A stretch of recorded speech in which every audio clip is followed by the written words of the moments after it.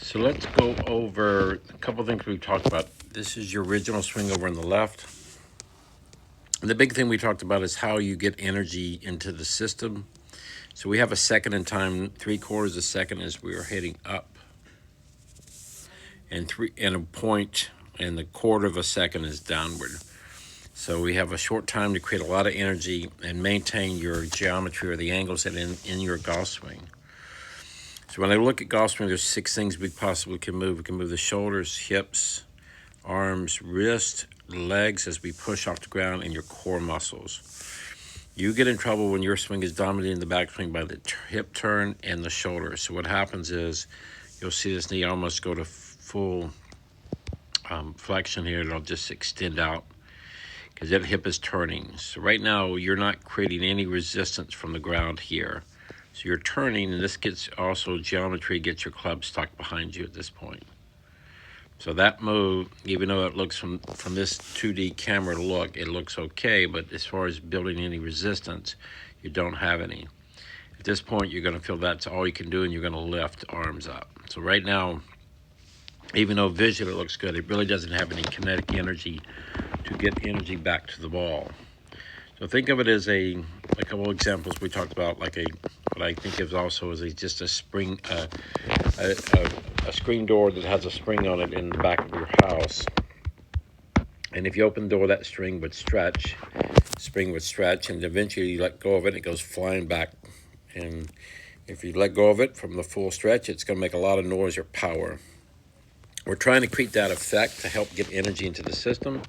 If you just go up here like you're doing now, you don't really have any resistance to get the thing moving back correctly. So you can move, try to do these things. You drop your hands, your hip bump. So you are moving, but there's no force behind this. So now your body really can't get any speed. So now it's going to release early, and then you're going to flip it over, and you'll see this shoulder go away. So there's a lot of good shapes are in here, but there's not a lot of power from there. You'll see this shoulder trying to get some energy in the swing. If I go back and forth, you'll see this shoulder spin away, trying to get power. It just spins and you flip. So now we don't have that solid contact we're looking for in the swing. So that body's pulling away. So the main thing we had to do is just get the feeling of how to create a better resisting backswing, because this helps us store up energy to help us create more speed, like that spring door flying back to the ball. So the first thing we did, we had to engage a few things here. We had to engage or contract your muscles in your feet and core. And this is me like trying to come push you over. And this swing right here, I could have pushed you over very easily. And at the top, you have really no leverage to the ground at this point, and you'd be easy to push over.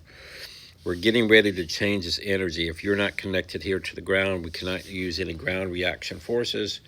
Therefore, not only you don't have that spring effect, you don't have any ground reaction for it. You're having a pushing, but that's about it. You're not really using the ground as a force at this point. So basically, you're just shoulder heavy in your swing. Now the shoulders, there's a force. Okay, we need force, and a force has motion. So walking, pushing off the ground is a force. If you push harder, you turn that into running. The motion is how our body's moving off the force. That's our body moving efficiently, but basically the power is still coming from the ground. And you're swinging, the forces are trying to get up in the top of your shoulders. Now as we go back here, we had a couple of things here. I wanted you to engage here in your feet like you're connected here. You're going to feel your core muscles and your feet all tightened up. They need to feel like they're engaged, meaning they need to be tight and controlled. So we're not really truly relaxed in a golf swing. We're trying to contract muscles and build up energy and store stuff. So we're really actually, our body is tight. Now, them things will be relaxed. The wrist joint will be relaxed because it's a hinging joint. Your forearms will be relaxed because they're swinging. But the rest of there's some other muscles. What we aren't going to have is the back side of this right arm. It should also be relaxed. It's not a part of the deal. So as you swing back, we wanted this muscle right underneath your shoulder blade. We're going to call that muscle contracting and connected to this left arm. So this is like a lever. So this muscle is tight. And what we're going to do is we're going to feel engaged and moving. So if we were hitting a chip shot, we would just go to there, and that would be engaged in here. And this would simply, you would chip with that feeling of this muscle engaged, meaning tight. I feel like I'm holding about a 20-pound weight in my arm right at this point. And then I would simply go back and hit with that same feeling. So I would go up, and then I would just kind of feel like I'm chipping with that feeling, engaging that muscle in my feet and my core. I'm out of my wrist and out of my shoulders in this. We're not stretching yet. We are just feeling engaging. At this point here, you should feel engaged into the ground in your core. Now right here, you're going to start feeling this move, resisting against this part here, which is going to start stretching the spring in your swing. So now we're stretching. Now you can see right here the difference of this. You turn first, no resistance, and then lifted. This we're resisting all the way up. And right here you'll see, we'll start seeing more of your back here naturally. Now you felt this swing was smaller because I restricted you, because you didn't get to where you normally would get, but it felt different. But it actually is a much bigger swing, and as far as you're creating more, we see more back, and the legs are really loaded up the energy this time. So there's a lot of force here and here. And this arm is just feeling that, just levered to this, feeling that right arm is relaxed. And from here, in your swing, basically because all the stuff you do well, this hip will naturally bump. You'll see it go lateral. Your hands will drop. So you don't have to say those things. For this motion, your instinct would be to turn left and spin and drag. Well, if you do this, that won't happen because the power is working from here, and then that's going to drop, and you see that shoulder doesn't open up. And now our release point gets where it should be here, where we're applying leverage to the ball in a better angle. And over here, you'll see they're just kind of spinning and flipping, slapping, instead of applying leverage to that ball.